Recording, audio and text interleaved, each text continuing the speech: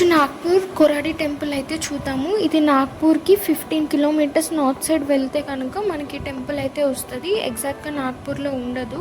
అలాగే ఈ temple story కూడా ఇప్పుడు బ్రీఫ్గా చూద్దాము.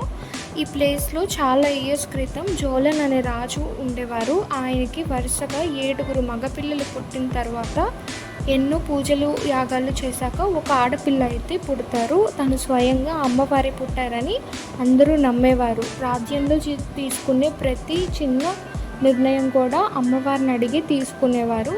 అలాగే ఒకరోజు యుద్ధానికి వెళ్తున్నప్పుడు అమ్మవారు కూడా తనతో పాటు వెళ్తారు. యుద్ధం అయ్యి గెలిచి తిరిగి వచ్చేటప్పుడు సూర్యాస్తమయం అయ్యే ఒక ప్లేస్ దగ్గర అమ్మవారు తను అక్కడ ఉండిపోతాను అని చెప్తారు. అలా ఆ రోజు ఉండిపోయిన ఆ ప్లేసే ఈ కొరాడి టెంపుల్ అన్నమాట.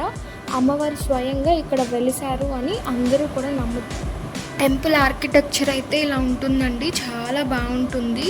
లోపల మనకి పైన డోమ్ షేప్ ఇలా వస్తుంది. సో ఆర్కిటెక్చర్ అయితే చాలా చాలా బాగుంటుంది. అది చాలా చాలా పాత టెంపుల్ అన్నమాట. అండ్ అంతా కూడా స్టోనే ఉంటుంది మోస్ట్లీ. అండ్ ఇప్పుడు చూపిస్తున్నది మనకి అమ్మవారు మొత్తం వెండితో ఉంటారనమాట. పైన కూడా వెండి తొడుగు ఉంటుంది.